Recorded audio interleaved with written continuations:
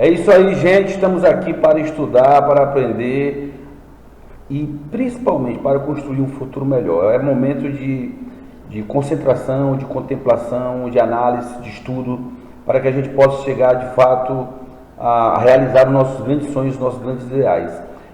Uma frase que eu gosto bastante antes de começar minhas aulas é uma frase que ficou marcada na vida do Walt Disney, ele que fez o Mickey.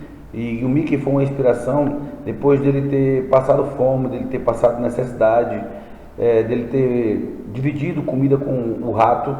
E muito tempo depois, quando ele consegue desenhar o Mickey, consegue vencer na vida, ele disse que seu grande segredo é porque o trabalho duro é insubstituível. O trabalho duro é insubstituível. Se você não trabalhar duro, você será uma pessoa substituível em qualquer ramo daquilo que você faz. Nós vamos estudar aqui uma sequência de questões de filosofia. Lembrando, gente, que a filosofia sempre ela tem, eu gosto de falar o seguinte, estude pelas áreas, né? Você tem ali os pré-socráticos, que é a primeira fase da filosofia, você tem a fase clássica, com Sócrates, Platão, Aristóteles e os sofistas, onde a figura do cidadão é muito importante, o cidadão preocupado com as leis. Você tem a fase do helenismo, com os epicuristas, estoicistas, céticos e pirronistas. E além de tudo isso, você tem o cinismo, você tem a Idade Média, a Idade Moderna, que é dividida em duas, e a Idade Contemporânea, que é dividida em duas. Então tem todo um contexto filosófico para você poder estudar. Quando se fala de filosofia, nós estamos falando de pensamento, né, da capacidade de você racionalizar um conceito que possa ser compreendido pela maioria. Então há uma disputa ao longo do tempo, mas principalmente há uma tentativa de se construir, de tentar se mostrar como que as pessoas pensam. Esse é o grande debate da filosofia.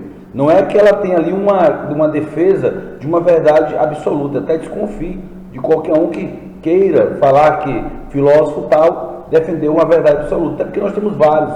E aí há filosofias e precisamos questionar muito bem isso. Na primeira questão que eu trago aqui, você vai perceber que eu trago uma questão aqui do nosso Sócrates. Grande filósofo grego, formou numerosos discípulos que seguiram diferentes caminhos para buscar o conhecimento real. O que eu quero falar do Sócrates aqui a princípio? O Sócrates, gente, ele é um divisor de águas na filosofia. A primeira fase é chamada de pré-socrática. A partir do Sócrates, eu tenho um chamado período clássico. Professor, o que muda entre os pré-socráticos e o clássico? O pré-socrático tinha como foco de observação a natureza, a physis. E eles queriam encontrar nessa physis a arqué, que seria o princípio de tudo. Então, o olhar do pré-socrático é para a natureza, que quer encontrar uma arqué, algo que na natureza seja o princípio de tudo, para que eles possam, a partir daí, racionalizar as coisas. O que o Sócrates faz diferente? Em vez de olhar para a natureza, Sócrates propõe o conhece-te a ti mesmo. Conhece a ti mesmo, olha para dentro de ti. É uma filosofia antropológica, olha para dentro do próprio homem. É muito diferente do que olhar para a natureza e buscar as respostas, ou seja, as respostas estão dentro de mim. Por isso que, ao ser questionado se ele era o homem mais sábio da humanidade, Sócrates respondeu, só sei que nada sei. Ou seja, ele cria esse paradoxo para que as pessoas entendam que elas sabem de algumas coisas, mas a maior parte das coisas que existem, elas não sabem que existem. Elas têm que admitir a sua ignorância. Então, o Sócrates, ele tinha uma técnica da argumentação. E essa técnica da argumentação socrática estava baseada em dois pilares, a ironia e a maêutica. A ironia, que são as perguntas que são feitas, né? Ou seja, quando o Sócrates com o seu interlocutor estava debatendo, ele não dava respostas claras, ele levava seu interlocutor a pensar. Diante disso, Sócrates acreditava que ele ia purificando, né, a sua reflexão até chegar a uma verdade racional, que seria a maêutica, que significa o parto das ideias. É importante salientar que Sócrates não deixa nenhum livro escrito. Todos os livros, tudo que nós sabemos de Sócrates foram escritos pelos seus discípulos, principalmente Platão. Então Sócrates não deixa nenhum livro escrito, ele é relatado principalmente nos diálogos platônicos, tá certo? Sócrates é acusado de corromper a juventude, desrespeitar as leis atenienses, por isso ele é julgado e é condenado à morte, a tomar um veneno chamado cicuta, correto? Então, algumas informações de Sócrates. Ele pergunta, a grande preocupação socrática era, na letra A, diz, interpretar o mundo como sendo espiritual, ou seja, já está errado. Porque Sócrates não quer interpretar esse mundo espiritual, ele quer interpretar o mundo racional, tá bom? Então a letra A já está errada por conta do espiritual. Letra B, compreender as causas primeiras e os fins últimos de todas as coisas, pois só se pode dizer que se conhece alguma coisa quando se conhece a sua causa primeira. Na verdade, isso aí vai ser uma discussão que Aristóteles, lá na frente, é quem vai fazer. Então não faz parte necessariamente da filosofia socrática. Letra C. O autoconhecimento que poderia ser obtido por meio da ironia e da maiêutica, método que consistiu em fazer indagação, fingindo a ignorância, para despertar no interlocutor o conhecimento latente. Resposta correta, letra C. Veja aí que fala justamente do método socrático, ironia e maiêutica, e a provocação do interlocutor para que ele compreenda que aquele conhecimento que ele tem previamente não significa tudo e que ele precisa fazer um processo de investigação. A letra D diz, fazer um estudo crítico da história, comparando a história grega com a dos povos orientais. Não é essa a sintonia de Sócrates, não é isso que ele queria. E letra E, mostrar que todos os conhecimentos eram obtidos por intermédio dos sentidos humanos. Ou seja, Sócrates, na verdade, quer o intelecto e não os sentidos. E que por esses serem falhos, era relativo e limitado. Isso vai ser o questionamento que Platão vai fazer mais na frente. Então, Sócrates, repetindo, trabalha com a ironia e a maiêutica, e para ele o importante é provocar no ser humano o reconhecimento da sua própria ignorância, eu só sei que nada sei, para que ele possa chegar a algum lugar. Letra correta, letra C. Letra C de filosofia. Letra C. Vamos agora para a segunda questão, tá certo? Segunda questão traz aqui para a gente aqui uma continuidade dessa discussão, que diz o seguinte: o que é terrível na escrita é sua semelhança com a pintura. Lembrando da questão passada de Sócrates, Sócrates falava que não escrevia nada porque para ele, ao escrever, os outros vão interpretar. E os outros, quando interpretam a sua maneira. Então ele preferia falar, por isso que ele não escreveu nada. O que é terrível na escrita é sua semelhança com a pintura. As produções da pintura apresentam-se como seres vivos, mas se lhes perguntarmos algo, mantêm o mais solene silêncio. O mesmo ocorre com os escritos. Poderíamos imaginar que falam como se pensassem, mas se os interrogarmos sobre o que dizem, dão a entender somente uma coisa, sobre a mesma, e quando são maltratados e insultados injustamente, têm sempre a necessidade do auxílio de seu autor, porque são incapazes de se defenderem, de assistirem a si mesmos. Nesse fragmento, Platão compara o texto escrito com a pintura, contrapondo-se à sua concepção de filosofia. Assinale a alternativa que permite concluir, com apoio do fragmento apresentado, uma das principais características do platonismo. Então, assim, gente, Platão, o que eu posso aqui colocar como elementos que nós não podemos esquecer nunca de Platão? Platão é discípulo de Sócrates, cria a teoria das formas, que é o mundo das ideias e o mundo sensível, o mundo das ideias sendo um mundo perfeito, onde as ideias não mudam nunca, e o mundo sensível é o mundo dos equívocos. Platão trabalha com a possibilidade de uma racionalidade completa, e em que, inclusive na política, por exemplo, ele falava sobre os reis filósofos. Para ele, os cargos públicos deveriam ser ocupados apenas pelos filósofos, pois os outros, baseados no senso comum, não teriam como compactar e participar do poder público. Com relação a essa questão, ele diz o seguinte: a alternativa que permite concluir com o apoio do fragmento apresentado uma das principais características do platonismo. Na letra A forma de exposição da filosofia platônica é o diálogo, e o conhecimento funda-se no rigor interno das argumentações produzido e comprovado pela confrontação dos discursos. Então, letra A, olha bem a letra A. A forma de exposição da filosofia platônica é o diálogo, até aí correto, e o conhecimento funda-se aonde? No rigor interno da argumentação, produzido e comprovado pela confrontação dos discursos. Ou seja, como ele é um discípulo de Sócrates, veja que ele pega o que Sócrates colocou e vai fazer do diálogo, que é um confronto de ideias, é algo muito mais importante.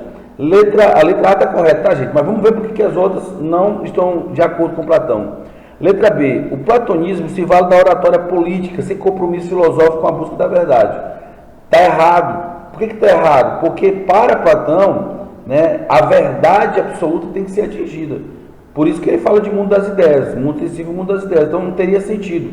E a oratória política, ela é puro convencimento, é pura retórica para convencer alguém de qualquer coisa, de qualquer jeito. Letra C. Platão constrói o conhecimento filosófico por meio de pequenas sentenças com sentido completo, as quais, no seu entender, esgotam o conhecimento acerca do mundo. Pequenas sentenças, ou seja, ele quer investigação, ele quer aprofundamento. Então, não vai ser pequenas sentenças. Letra D. O discurso platônico tem a mesma natureza do discurso religioso. Vou mais nem continuar, comparar aqui o discurso racionalista platônico com o discurso religioso. A poesia, letra E, a poesia rimada é o veículo de difusão das ideias platônicas. Para Platão, a poesia era até ilusões, ou seja, lá no livro A República, ele vai até fazer uma certa condenação aos poetas, porque eles só criam muita ilusão. Então, Platão é altamente racionalista, a letra correta seria a letra A. Tá bom, pessoal? Se não entender, é só dar uma voltazinha aí, tá certo? E depois a gente pode também, nas aulas presenciais que a gente vai estar aqui junto, tirar essas dúvidas. Vamos para a terceira questão de filosofia. Terceira questão. Vamos lá, leia aí. Você que está com o caderno da escola, dê uma olhadinha bacana. E eu vou ler aqui devagarzinho para vocês. Já falei de Sócrates, falei de Platão. A gente vai agora para o discípulo de Platão, Aristóteles. Deixa eu lembrar uma coisa importante. Gente, Aristóteles não é ateniense, tá certo? Aristóteles não é ateniense, é de Estagira. O que tem a ver isso, professor? Aristóteles chega em Atenas com 17 anos. Para estudar na academia platônica. O fato de ele não ser ateniense faz com que ele não tenha a plena cidadania ateniense. Por que isso é importante? Porque em Atenas, que era o centro do mundo intelectual naquele tempo, o cidadão, ele era alguém que era filho de pai e mãe ateniense, maior de 21 anos e homem. Quem não tivesse essas características não era um ateniense. Por que a gente ainda até hoje lembra do Aristóteles? O pai do Aristóteles, Nicômaco, era o médico de Filipe II, rei da Macedônia. E Aristóteles se torna tutor de Alexandre o Grande, o que viria a ser Alexandre o grande rei da Macedônia. E quando Alexandre o Grande, depois da decadência grega, toma de conta do mundo com a Macedônia, Aristóteles passa a ser muito conhecido. Por quê? Porque muito daquilo que ele ensinou a Alexandre colocará em prática. Então, por isso que Aristóteles se torna importante, e talvez por isso a gente estude Aristóteles até hoje. Aristóteles vai discordar de Platão, que é o seu mestre. Platão defendia que haviam dois mundos, o inteligível e o sensível. Aristóteles diz que só existe um mundo só. Você pegar aquela imagem de escola de Atenas, do Renascimento, você vai ver centralizado os dois, onde o Platão aponta para cima, que a verdade está lá em cima, e o Aristóteles está com a palma na mão estendida, dizendo que a verdade está no mundo, que precisa desenvolver a lógica para que os sentidos possam reconhecer. Nesse aspecto, vemos um Aristóteles um pouco mais empirista, ligado às questões do sentido. Se dá muito pela criação que ele teve do pai, que era médico, que estava ali buscando na natureza sempre as respostas. Então, é importante observar esse contexto histórico do próprio Aristóteles. Na pergunta, ele diz o seguinte: segundo Aristóteles, na cidade com o melhor conjunto de normas e naquela dotada de homens absolutamente justos, os cidadãos não devem viver uma vida de trabalho trivial ou de negócio. Esses tipos de vida são desprezíveis e incompatíveis com as qualidades morais. Tampouco devem ser agricultores, os aspirantes à cidade, pois o lazer é indispensável ao desenvolvimento das qualidades morais e à prática das atividades políticas. É como se o Aristóteles criasse categorias de pessoas. Quando ele coloca que alguns trabalhos, viver de negócio, são coisas desprezíveis, é porque Aristóteles está preocupado com a razão, a racionalidade. Então ele está defendendo uma categoria privilegiada de pessoas que possam viver apenas em função do pensamento. Ele está defendendo justamente isso. Esse grupo aqui, o grupo de filósofos, só pode viver em função de pensar. Quando Platão dizia que haviam os filósofos por natureza, basicamente, é uma questão de inatismo, nasciam filósofos, Aristóteles diz que não existe, mas que esses homens que serão filósofos não poderão arcar com outras funções a que não seja a função de pensar. O trecho retirado da obra Política de Aristóteles permite compreender que a cidadania, ou seja, uma das frases mais fortes de Aristóteles é: o homem é um animal político. Porque para Aristóteles o homem ele nasce com a tendência a ser algo político. É bom lembrar que Aristóteles está dentro do período clássico grego, ateniense, e nesse período a figura do homem livre era a figura do cidadão, daquele que ia debater as leis, e é isso que importa para o Aristóteles, e que esse homem livre que vai debater as leis, ele tem por finalidade entender o que é a sociedade, por isso que ele se come um animal político. O homem nasce com a tendência a lutar, a debater pelo bem comum. Ou seja, o que é a política para Aristóteles? A palavra política, ela vem de polis, que a gente chamava as cidades gregas de polis. Daí nasceu a política, que é a luta pelo bem comum, né? A democracia ateniense, nós lembramos, é uma democracia direta. Então, o trecho retirado da obra Política de Aristóteles permite compreender que a cidadania, letra A, possui uma dimensão histórica que deve ser criticada, pois é condenável que os políticos de qualquer época fiquem entregues à ociosidade, enquanto o resto dos cidadãos tem de trabalhar. Ora, para Aristóteles, aqueles que vão viver a vida política precisam do ócio criativo. Né? É justamente aí. Por quê? Porque precisam estudar, aprender, ler, compreender. Não dá para dividir a função política com outras funções. Ele precisa estar focado naquilo. Daí ele defendeu o ócio criativo. E a literatura está errada porque ele diz que está entregue à ociosidade, né? Enquanto o resto do cidadão tem de trabalhar. Letra B. Era entendida como uma dignidade própria dos grupos sociais superiores, fruto de uma concepção política profundamente hierarquizada da sociedade. Letra B, ela está correta.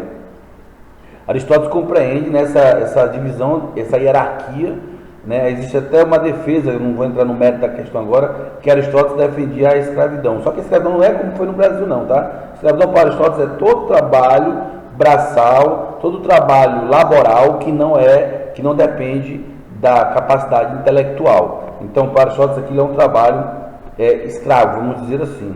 Letra C. Estava vinculado na Grécia Antiga uma percepção política democrática que levava todos os habitantes da polis a participar da vida cívica. Ou seja, lá diz, homem, maior de 21 anos, filho de pai e mãe ateniense, é que participavam da vida cívica na polis. Letra D. Tinha profundas conexões com a justiça, razão pela qual o tempo livre do cidadão deveria se dedicar às atividades vinculadas aos tribunais. Também equivocada, letra D. Vivida pelos atenienses era de fato restrita àqueles que se dedicavam à política e que tinham tempo para resolver os problemas da cidade. Então, a letra B era entendida como uma dignidade própria dos grupos sociais superiores. A cidadania estava relacionada a esses grupos superiores, que era fruto de uma concepção política profundamente hierarquizada das sociedades aristotélicas. Falamos de Sócrates, Platão e Aristóteles, tá bom? Vamos para agora a quarta questão. Isso. Os sofistas. Tá? Os sofistas. Gente, Sócrates, Platão e Aristóteles formam ali, né? Vou chamar de triunvirato. Não é triunvirato, é só uma brincadeira, mas vamos chamar de triunvirato da filosofia clássica e que até hoje inspiram e basicamente são releituras acerca dos seus pensamentos desde aquele período. Em contrapartida, havia um grupo chamado sofistas. Os sofistas eram professores que ensinavam, não tinha escolas coletivas naquele tempo, o cidadão pagava um professor para ensinar o seu filho em casa, tinham disciplinas específicas, entre elas, a mais importante, a retórica. Por que a retórica? Justamente por conta da vida política que o cidadão ateniense levaria para viver. A função dos sofistas era ensinar, a argumentar, a defender um ponto de vista, a convencer alguém. Sócrates, Platão e Aristóteles tinham algo em comum. Eles eram todos rivais dos sofistas. Por quê? Porque eles entendiam que os sofistas não tinham um compromisso com a ética. Ou seja, ensinavam as pessoas a falar, ensinavam as pessoas a convencer, mas não ensinavam as pessoas que deveriam falar e convencer pela virtude. E aí muita gente aprendia a ter uma boa retórica, fazer um bom discurso e poderia ali, de forma intencional, mentir e convencer todos de uma mentira e conduzir todos por uma mentira. Ora, os sofistas são chamados de impostores por conta disso. Hoje, na filosofia, há uma releitura e entende que os sofistas foram importantes, sim, para o desenvolvimento do intelecto humano. Então, com relação aos sofistas, mestres da retórica e da oratória, opunham-se aos pressupostos de que as leis e os costumes sociais eram de caráter divino e universal. Deu-se assim, entre eles, o naturalismo, letra A, relativismo, B, ceticismo filosófico, C, cientificismo, D, letra E, racionalismo. Então, gente, como os sofistas ensinavam as pessoas a convencer, mas não estavam preocupados com uma verdade absoluta, nós podemos considerar o que? Letra B, relativismo. Né? Os sofistas terminavam o que? Deixando que as próprias pessoas, através dos debates públicos, chegassem a uma verdade no confronto das ideias, e aí tornava-se relativista. Correto? Então nós fechamos assim o período clássico. Período clássico, Sócrates, Platão, Aristóteles, sofistas. Esse é o período clássico do qual você tem que estudar. Ora, agora eu chego no período que eu saio do clássico para o período helenístico. O que é, qual a diferença de um período para o outro? Vejam e lembrem-se que eu falei que dos pré-socráticos para o clássico a diferença era: os pré-socráticos observam a natureza, os clássicos observam o próprio homem. Observação diferente. Né? Então você viu que Sócrates, Platão e Aristóteles, por mais divergências que tenham, estavam ali sempre tentando entender qual é o comportamento do homem diante da coletividade, diante das leis, diante da sociedade política. A preocupação muito coletiva. Por quê? Porque aí, no período clássico, que valia a figura do cidadão, que está preocupado com as leis que vão reger a todos. O que eu tenho no helenismo? O helenismo é o período em que Alexandre o Grande, a decadência grega, ateniense e de todas as outras cidades e estados gregas, e o Império Macedônico toma de conta do mundo com Alexandre o Grande. Ou seja, eu vou ter aí a figura do rei. A figura do rei. O que isso muda? Que eu saio do período clássico, onde o importante era o cidadão, que estava preocupado com as ágoras, com as discussões, com as leis da cidade, e agora eu tenho um rei. E o rei, ele governa de acordo com a vontade dele. Então o rei não dá a nenhuma pessoa o direito de pensar em cidadania, porque ele manda, a vontade dele é que tem que ser seguida. Então não importa que existam leis, é a vontade do rei que vai prevalecer. Diante disso, eu vou sair da figura do cidadão e chega a figura do súdito. O súdito. Eu tenho um rei, então eu não sou mais cidadão, eu sou um súdito. Né? Eu obedeço ao meu rei. Isso muda a percepção e a relação das pessoas com tudo aquilo que existe. E aí eu vou ter correntes filosóficas onde as pessoas vão pensar muito mais em si do que no coletivo. Essa é a mudança do clássico para o helenismo. Ou seja, você vai ter correntes filosóficas que vão ter a preocupação de como esse homem vai encontrar a si próprio no modelo individual, tá certo? De tentativa de encontrar a felicidade. Por onde essa felicidade viria? O epicurismo que nós temos aqui é uma dessas possibilidades. O epicurismo e o estoicismo foram as duas filosofias éticas predominantes do período helenístico. Não teve só ela, teve quatro, teve o pionismo também, e nós tivemos o cinismo. O estoicismo, em contraposição à ética epicurista, relaciona o bem. Ora, o que é os dois, gente? Os estoicos, eles trabalhavam muito com a racionalidade. Para um estoico, tudo aquilo que é previsível pela razão não pode me surpreender. Então eles tinham uma certa apatia, defendiam a apatia, porque o homem racional é apático, o homem racional ele vai analisar muito as coisas, ele não se deixa levar pela emoção. E do lado epicurista nós temos a defesa do prazer. Epicuro defendia o prazer como elemento de felicidade humana. E aí ele está pedindo aí a contraposição estoica, o estoicismo em contraposição à ética epicurista. Relaciona o que? O bem. Nesse sentido, o que a gente vai ter? Letra A, a atividade da alma segundo a razão. Seria essa a contraposição? Não. Letra B, ao prazer por coisas materiais. Seria essa a contraposição? Também não, até porque Epicuro coloca 3 tipos de prazeres. Epicuro fala do prazer natural e necessário, depois fala do natural e não necessário, e por último do não natural e não necessário. São 3 tipos de prazeres, importante aprender até para uma boa redação sobre consumismo. Letra C, indiferença diante da dor e do sofrimento. Aí está o ponto. A contraposição entre as duas éticas, estoicas e epicuristas, está em como lidar com a dor e o sofrimento. A letra D traria os costumes e as convenções sociais. A letra E é o dever de cumprir o que é ordenado pela lei divina, que vale aqui era a lei do rei. Então a letra C, a indiferença diante da dor e do sofrimento. O estoico ele é indiferente a essa dor e a esse sofrimento. O epicurista não. A dor e o sofrimento é uma espécie de prazer também. Então aqui está a chave da contraposição entre os dois, filosofia helenística, correto? É isso, gente. Na próxima questão, tá bom? Nós vamos ter aqui uma outra questão de filosofia ainda do período helenístico. E esse período ele traz o seguinte: o período helenístico caracterizou-se por um processo de interação cultural. Por isso helenístico, a palavra helenístico vem de helenos. Helenos é como os gregos eram chamados. Quando Alexandre difunde o reino da Macedônia e leva os ensinamentos que ele recebeu do Aristóteles, e leva a cultura grega para outros povos orientais, nós temos o helenismo, que é a fusão de culturas. O período helenístico caracterizou-se por um processo de interação cultural entre a cultura grega clássica e a cultura dos povos orientais conquistados por Alexandre o Grande. Neste período destacam-se duas novas escolas filosóficas, o estoicismo e o hedonismo.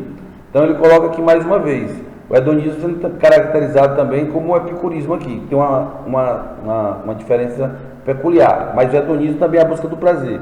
Nesse contexto, os estoicos defendiam que, nesse contexto, o que os estoicos estavam defendendo? Letra A, que o ser humano devia buscar o prazer da vida. Os estoicos querem que o homem busque o prazer da vida? De forma alguma. Para os estoicos, buscar o prazer é buscar sofrimento. Então esqueça o prazer quando falar de estoicos. Que o prazer estava vinculado ao bem, mais uma vez, o bem não está vinculado ao prazer. Pelo contrário, o prazer gera sofrimento. Letra C, um espírito de completa austeridade moral e física, austeridade moral e física, corpo sã, mente sã, isso é mais atrás da Grécia Antiga. A realização de uma conduta virtuosa, é isso que os estoicos querem. Uma conduta baseada nas virtudes que a razão pode promover. A virtude como agir corretamente, agir friamente, você ter ali toda a capacidade de compreender como tem que agir. Sêneca é um dos grandes nomes do estoicismo. Letra E, eu não vou nem falar o domínio das paixões, os estoicos não querem nem saber de paixão. Então, para os estoicos, o que vale é a razão. A razão. Por isso, a conduta virtuosa, porque ela é programada, ela é racionalizada e ela é colocada para os seres humanos. Tá certo? Então, isso é basicamente, até hoje, na disciplina de escolas, de famílias, se busca o estoicismo como uma forma de convivência entre as pessoas, justamente para tentar chegar ao máximo de virtude e de relações da qual não podemos deixar nenhuma dúvida, correto? Vamos aqui para uma próxima questão, que ela vai dizer o seguinte: alguns dos desejos são naturais e necessários. Epicuro, lembra que eu falei, Epicuro defende 3 tipos de desejo: desejo natural e necessário, desejo natural e não necessário, desejo não natural e não necessário, tá? Alguns dos desejos são naturais e necessários, outros naturais e não necessários, outros nem naturais e nem necessários, mas nascidos da vã opinião. Professor, um exemplo de não natural e não necessário: o poder, o status, a vaidade. É um prazer não natural e não necessário. Os desejos que não nos trazem dor, se não satisfeitos, não são necessários, mas o seu impulso pode ser facilmente desfeito quando é difícil obter sua satisfação ou parecem geradores de danos. Então ele coloca o seguinte: no fragmento da obra filosófica de Epicuro, o homem tem como fim, ou seja, qual é a finalidade da ética, da lógica epicurista com relação aos prazeres? A resposta certa nessa questão aí, pense um pouquinho aí, olha a letra A, olhe a letra B, olhe a letra C, olhe a letra D e olhe a letra E. Qual letra você marcou? Quem marcou a letra A está correto. Alcançar o prazer moderado e a felicidade. O prazer natural e necessário. Então a letra A está correta, porque Epicuro defende o prazer moderado. Ele acredita que é possível, né, essa conquista da moderação do prazer. Mas isso é para um ser humano que vai ter um equilíbrio muito grande. Né? Não é todo tipo de prazer, não é se jogar nos prazeres de uma forma total. Isso aí vai para o hedonismo. A letra B, valorizar os deveres e as obrigações sociais. Isso não geraria um prazer natural e necessário. Aceitar o sofrimento, né? Ou seja, ninguém busca o prazer para sofrer, na visão do Epicuro, e sim para ser feliz. Ele busca a felicidade. Né? Tem uma frase que ele diz que o jovem não espere para filosofar e o velho de filosofar não se cansa. Quem diz não ter chegado, já ter passado a hora de filosofar, fala como quem diz não ter chegado, já ter passado a hora de ser feliz. Aí coloca, refletir sobre os valores e as normas dadas pela divindade, não fala divindade, defender a indiferença e a impossibilidade de atingir o saber. Então, letra correta, letra A. Letra A, tá bom? Vamos aqui para a próxima questão. Qual das frases se refere ao pensamento cínico? Gente, o cinismo tem aí a figura do Diógenes de Sinope como grande filósofo cínico. Eu gosto sempre de relembrar que ele o Chaves, aquele lá do seriado. O Chaves é uma caricatura do Diógenes. Diógenes era um homem discípulo de Aristóteles, que entendia que todas as discussões filosóficas eram meras vaidades dos homens, que não tinham nenhum sentido, e o que o importante era viver desapegado de tudo, desapegado de poder, desapegado de riqueza, em função da vida natural, uma vida simples e natural era o que Diógenes queria. Tanto que Diógenes chegou a se encontrar com Alexandre, e o Alexandre o Grande, que também foi discípulo do Aristóteles, os dois são discípulos do Aristóteles, teria perguntado: poxa, Diógenes, você é um homem dos mais inteligentes do mundo, venha participar da minha comitiva, do meu poder, o que você precisa? E o Diógenes disse: que você saia da minha frente, porque eu quero a luz do sol, ela é que é importante para mim. O que o Diógenes queria dizer com isso? Eu não preciso de poder, eu não preciso de vaidade, eu não quero nada disso, eu quero o que a natureza oferece. E isso é a filosofia cínica baseada no Diógenes, tá bom? Filosofia cínica. Então, o que o Diógenes, qual das frases se refere ao pensamento cínico? Letra A. Apreender, não é aprender, apreender a viver com o necessário e não fazer do desnecessário algo necessário. Ficou confuso? Vamos lá de novo. Apreender a viver com o necessário, ou seja, você vai aprender, né, e vai tomar para si, viver o necessário, e você não vai fazer do desnecessário, a vaidade, o orgulho, o poder, os bens materiais, algo que seja necessário para a vida. Esse é o ponto. B. Valorizar a razão e a cultura, pois esses são fundamentais para a vida humana. Não está preocupado com isso, com essa racionalidade, porque há uma briga de vaidades muito grande, e de culturas, porque há uns que querem ser melhores do que o outro. Então Diógenes não está preocupado com isso, nem os cínicos. A razão é a base para a vida humana. Não é. A base para a vida humana é viver de forma simples, com aquilo que se precisa. Letra D. A essência do homem é a sua alma. Essa é racional e virtuosa. Isso é platônico. Aprender a viver com o necessário, natural e cultural. Então, qual é a letra correta com relação aos cínicos?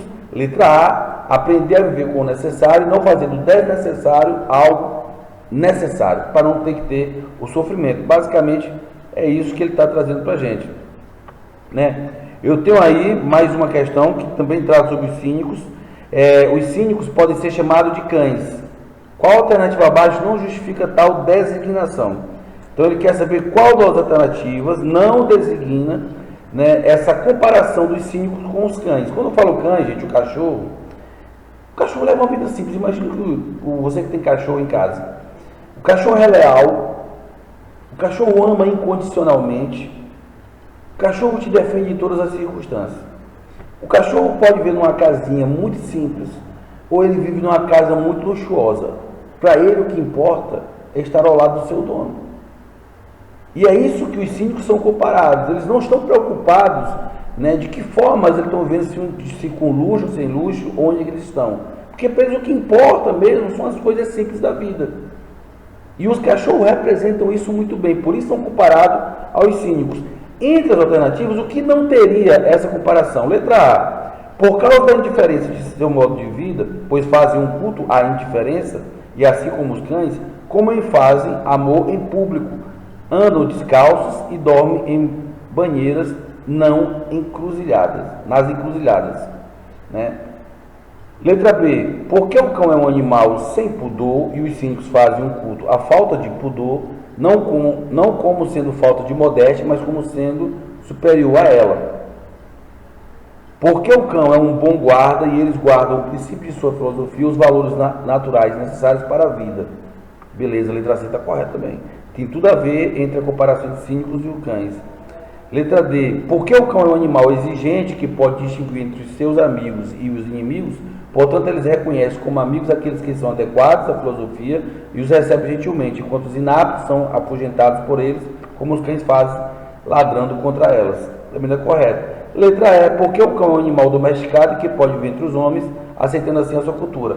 Ou seja, letra E está equivocada na comparação entre os cínicos e os cães. Veja, a questão está fazendo uma comparação entre os cínicos e os cães, lembrando que o cinismo de Diógenes é uma das filosofias do helenismo, tá bom?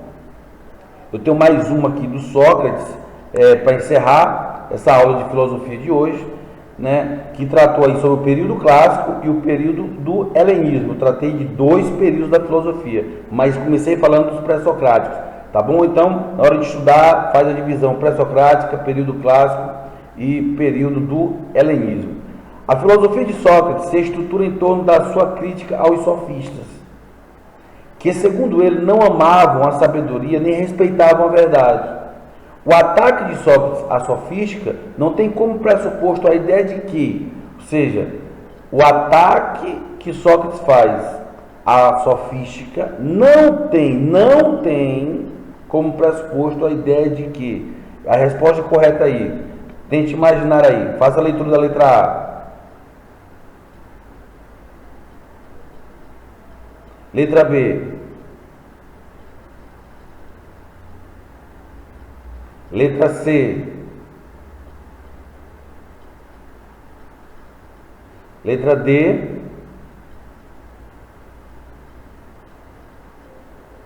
Letra E. Então, o que ele perguntou? O ataque de Sócrates à sofística não tem como pressuposto a ideia de que? A resposta que você tem que marcar é a letra C. Não tem como pressuposto.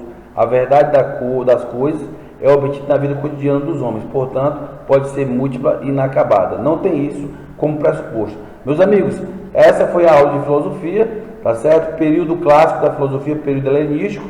Qualquer dúvida, 9490-2626 é meu WhatsApp. Você pode pegar o caderno de questões e fazer o questionamento. 9490-2626. Professor Eliel Santana aqui no Colégio Militar Tiradentes, à sua disposição sempre. Grande abraço, galera.